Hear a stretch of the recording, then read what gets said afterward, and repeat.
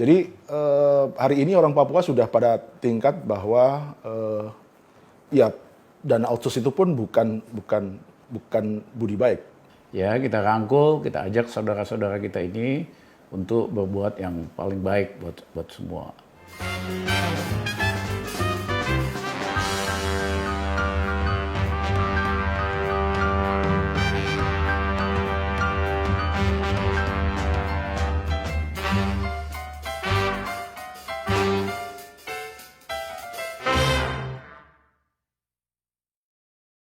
Salam merdeka.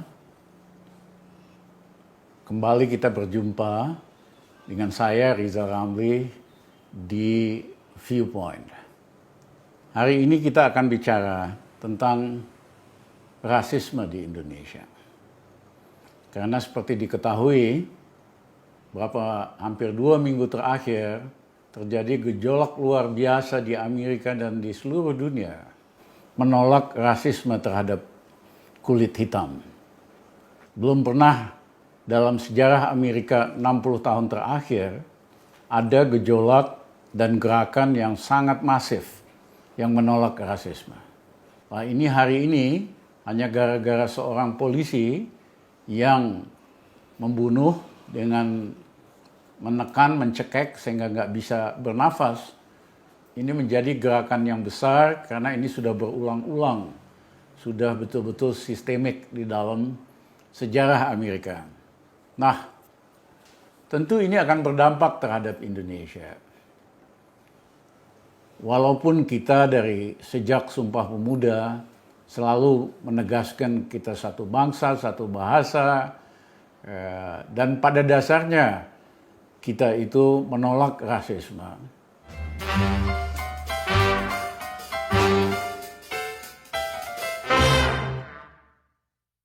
Nah, bersama saya hari ini tokoh yang sudah sangat terkenal, Dandi, sutradara, aktivis, tokoh yang banyak berjuang agar supaya tidak boleh lagi ada rasisme di Indonesia, termasuk di Papua. Dandi, kira-kira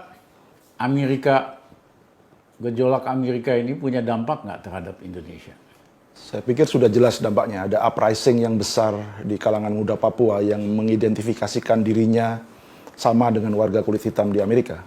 Mengidentifikasikan dirinya sebagai kelompok marginal, kelompok yang mengalami diskriminasi secara politik, kultural, ekonomi. Jadi seperti ada proyeksi yang sama gitu ya. Tidak hanya bicara soal identifikasi warna kulit misalnya, tapi dalam hal-hal yang lebih struktural begitu. Jadi benar-benar proyeksi yang dianggap simetris. Karena warga kulit hitam di Amerika misalnya dalam ekonomi akses kredit juga mereka susah. Sudah banyak penelitian yang menunjukkan bahwa kredit selalu dialokasikan kepada kulit putih dibandingkan kulit berwarna misalnya. Peluang-peluang ekonomi dan segala macam. Jadi ini yang hari ini di kalangan muda Papua, terutama jika saya mengamati kawan-kawan di media sosial, kawan-kawan yang juga saya kenal sudah ada uprising. Ini uprising kedua setelah peristiwa Agustus rasisme di Surabaya waktu itu. Jadi ya sudah sampai di pintu rumah kita gelombangnya. Dan saya sama Papua ini punya hubungan emosional dan sejarah yang lama. Dekat sekali. Banyak tokoh-tokoh Papua yang dari dulu suka ketemu, datang ke rumah. Karena kebanyakan dulu tokoh-tokoh Papua itu pada dasarnya anti rejim otoriter Soeharto. Ya mau nggak mau ketemulah kita jadi teman seperjuangan. Punya musuh bersama. Nah, teman-teman pada waktu itu mahasiswa di Salatiga, mahasiswa di Udayana, di Brawijaya. Jadi dekat lah. Dan tahun 2000-an saya ingat seluruh tokoh Papua kumpul di waktu itu di kantor saya yang lama. Mereka memberikan saya gelar Putra Papua. Asik. Nah, hanya ada satu orang tokoh Papua yang pernah diberi gelar sebagai tokoh Papua, yaitu misionaris orang Belanda tahun 1900-an. Kami yang kedua, ya, karena hubungan yang lama, dan saya selalu dekatlah sama kawan-kawan dari Papua. Nah, apa sih masalahnya Dandi? Kalau ekonomi ya, setahu saya pemerintah Indonesia setiap tahun alokasikan untuk Papua paling besar 63 triliun, paling besar per kapita dibandingin provinsi di seluruh Indonesia. Apa masalahnya? Memang saya dengar sih nggak sampai sama rakyat, hilang gimana kita nggak tahu. Apa masalahnya kalau dibilang tidak ada perhatian ekonomi mungkin juga nggak benar. Ya. Karena setiap tahun 63 triliun kalau nggak salah. Saya pikir untuk memudahkan, saya selalu membayangkan PAR atau benchmark yang cocok untuk situasi seperti ini adalah seperti ketika kita mendapatkan banyak sekali program politik etis di masa Hindia Belanda. Sejak Wilhelmina mencetuskan politik etis 1901 atau jauh sebelum itu De Venter sudah memulai dengan gagasan politik etis yang dipicu oleh novelnya Max Havelaar misalnya. Jadi semua program ada ketika rel kereta dibangun, pendidikan dibangun, Stovia dibangun. Hampir semua dan ketika itu memang ada perlombaan besar di dunia menunjukkan bagaimana negara-negara yang punya koloni ini memajukan koloninya sendiri-sendiri. Inggris dengan proyek Indianya, dengan proyek Singapurnya, gitu ya. Belanda dengan Hindia Belanda. Nah, pada titik itu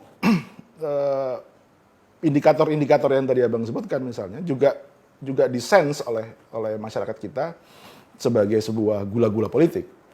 Dan saya juga percaya bahwa yang diambil Indonesia dari Papua jauh lebih besar daripada yang dikucurkan lewat Danau Otonomi Khusus. Sejak 67 kita sudah melakukan ekstraksi di Freeport, kemudian gelombang kedua dengan gas alam di Teluk Bintuni, kemudian gelombang ketiga dengan perkebunan sawit, begitu kan. Dan hari ini akan ada gelombang keempat dengan batu bara karena ditemukan kandungan batu bara dengan kalori yang baik, yang tinggi, begitu. Jadi hari ini orang Papua sudah pada tingkat bahwa dana outsource itu pun bukan budi baik. Jadi, bahkan dia bukan bagian dari politik etis. Karena seperti yang Bang Rizal tadi sebutkan ya, dia tidak punya efek trickle down.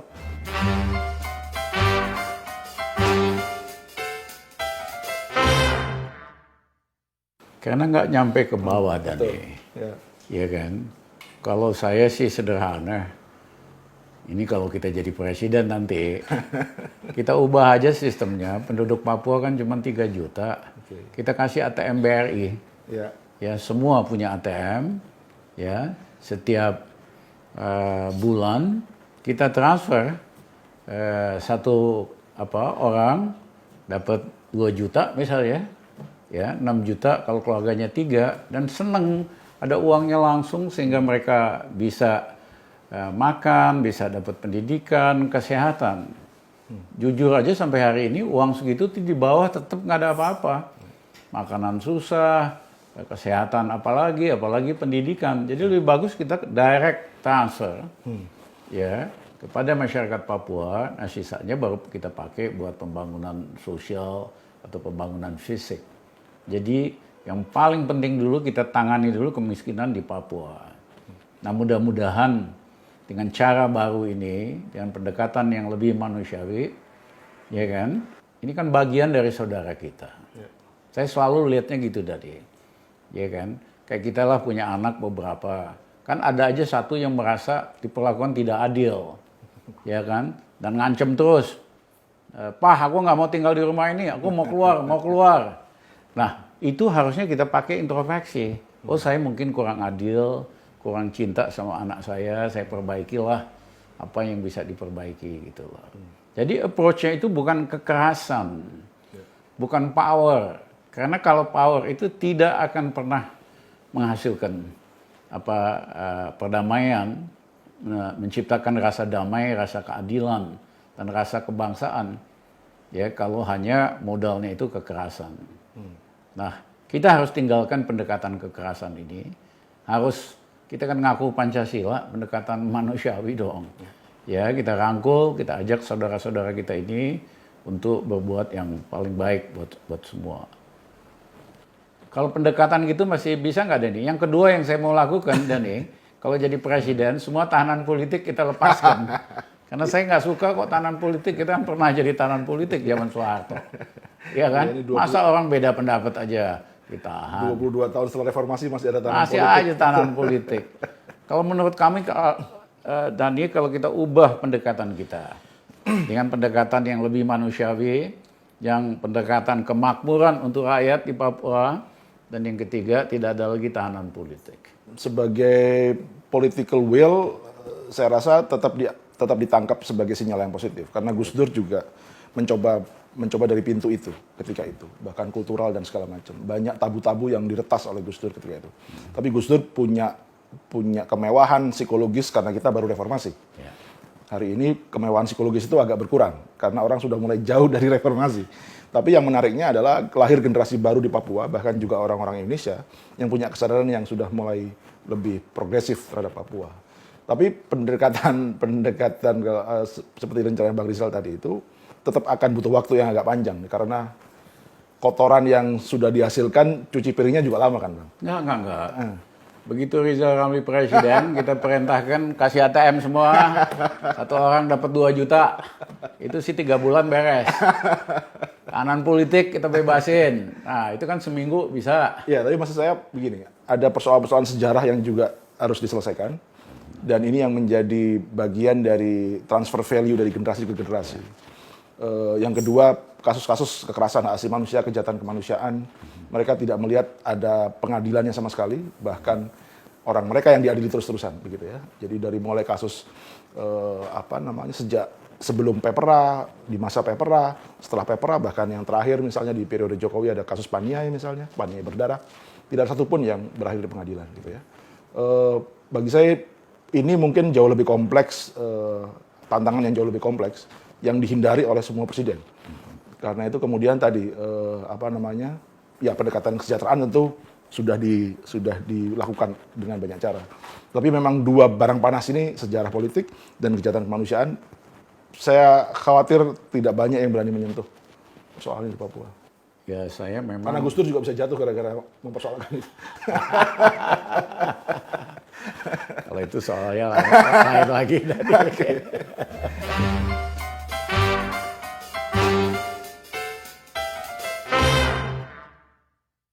Saya kira kita harus ubah pendekatan itu. Saya selalu percaya pendekatan dengan kasih, pendekatan dengan cinta, pendekatan dengan kemanusiaan akan jauh lebih efektif dibandingkan pendekatan kekerasan yang dampaknya luar biasa, menimbulkan kebencian, menimbulkan dendam, dan justru semakin menjauhkan Papua dari saudara-saudaranya di Indonesia. Setuju Bang, tapi pendekatan itu menurut saya tantangannya terbesar justru dari Indonesia, bukan dari Papua.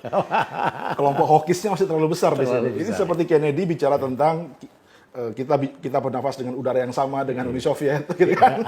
Ya kan? Ini seperti Kennedy yang berusaha memoderasi sentimen nation rakyatnya.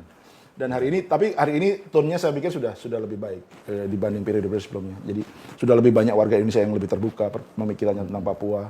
Jargon NKRI harga mati sudah tidak ditelan begitu saja sebagai sebuah dogma. Jadi kalau keterangan dari resmi, banyak juga yang mengatakan bahwa internasional banyak main di sini. Australia terutama dan lain-lain punya kepentingan, bahkan melakukan pendidikan militer sama OPM dan sebagainya.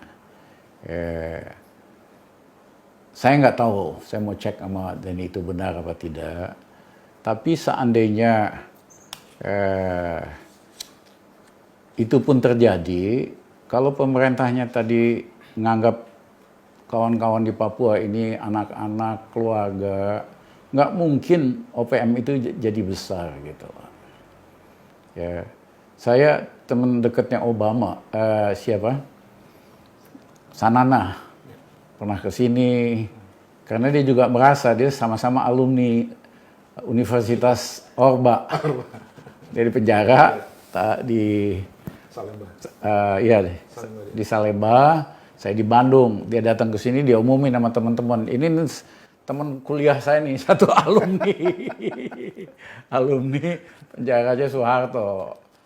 Nah, dia juga cerita mula-mulanya gerakan kemerdekaan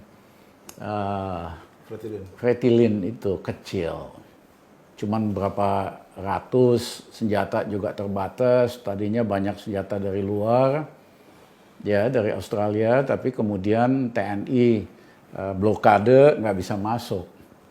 Nah, akhirnya mereka dapat dari dalam negeri. Dan karena juga banyak kekerasan, banyak human right abuse, akhirnya rakyat di Timor Leste bersimpati dengan gerakan kemerdekaannya. Makin lama makin besar, ya gerakan tentara diketahui dan sebagainya. Ya, jadi mulanya selalu kekerasan itu memancing antipati, memancing semakin mengerasnya gerakan kemerdekaan. Sepanjang sejarah juga begitu. Sepanjang sejarah juga gitu. Nah di Aceh juga, saya juga pernah ketemu sama bekas Panglima GAM di Aceh, datang ke kantor saya di Harmoni, juga mereka cerita, kita nih Pak tadinya cuma modalnya 100 orang dididik di Libya, nggak bisa bahasa Inggris, nggak bisa bahasa Arab, jadi kita dilatih, kita cuma jago personal combat. Kalau udah ngomongin strategi, taktik, kita kagak ada yang ngerti bahasa Arab atau bahasa Mumang gitu kan. bahasa itu kan. Nah, akhirnya pulang 100, mula-mula memang dapat pasokan senjata lewat Libya, lewat perairan Malaysia. Kemudian TNI blokade, udah nggak ada senjata. Nah, akhirnya senjatanya malah dapat dari mantan-mantan TNI, ya kan, rakyat yang makin lama tidak bersimpati. Dan seperti kita ketahui, solusinya kan dengan jalan damai. Kalau sampai waktu itu tidak ada jalan damai, sampai hari ini mungkin di Aceh akan terus berlanjut gitu loh. Jadi jangan undermine satu pendekatan yang sifatnya damai, kasih, dan sayang, itu bisa membuat hati yang beku menjadi cair lagi. Betul. Nah, cuman saya setuju, di dalam pemerintahan terlalu banyak yang maunya perang juga, hawkish. Sayap kanannya besar di Indonesia. Sayap kanan, kadang-kadang juga ada kaitan dengan proyek. Salah itu tadi. Betul, jadi memang tantangannya selalu begitu. Di Aceh juga saya kira dulu elemen-elemen yang memoderasi darurat militer dan berakhir pada MOU Helsinki adalah kelompok-kelompok sipil. Yes. Ya kan? Kelompok-kelompok sipil. Tentaranya masih ingin perang. Yes. Dan itu terjadi juga di Vietnam, terjadi di semua negara dengan privilege yang diberikan kepada militer untuk ikut menentukan kebijakan gitu ya. Bahkan Amerika yang militernya di bawah sipil saja bisa seperti itu, apalagi kita yang privilege-nya masih besar gitu. Jadi PR kita lebih banyak di Jakarta Bang daripada di Papua. Kalau mau bicara perubahan kebijakan, PR kita banyak di Jakarta daripada di Jakarta ya. Betul. Waktunya perubahan. Tadi terima kasih, ya, Bang, selalu menyenangkan ketemu bukan hanya sutradara, pemikir, aktivis. Kamu nih kayaknya bukan dui fungsi lagi, kamu multifungsi. Lebih advance dari Nasution. Lebih advance dari Jenderal Nasution cuma dui fungsi. Dan di Laksono multifungsi. Terima kasih. Kehormatan, Bang. Terima kasih bisa mampir. Ya. Terima kasih. I plan to stand by non-violence. Because I found it to be a philosophy of life that regulate not only my dealing in the struggle for racial justice, but also my dealing with people and with my own self. Terjemahannya, saya harus membela ketidakadilan.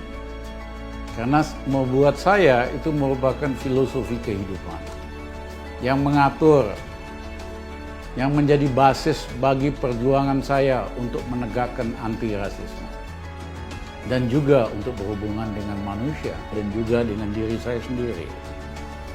Martin Luther King adalah tokoh pejuang anti rasisme tapi non-violence. Karena dia non-violence, dengan damai, Martin mendapat dukungan yang luar biasa dari warga kulit hitam di Amerika, bahkan sebagian besar orang kulit putih. Dia dihormati sebagai pahlawan. Salam, sampai jumpa lagi pada episode selanjutnya dalam Riza Ramli Viewpoint.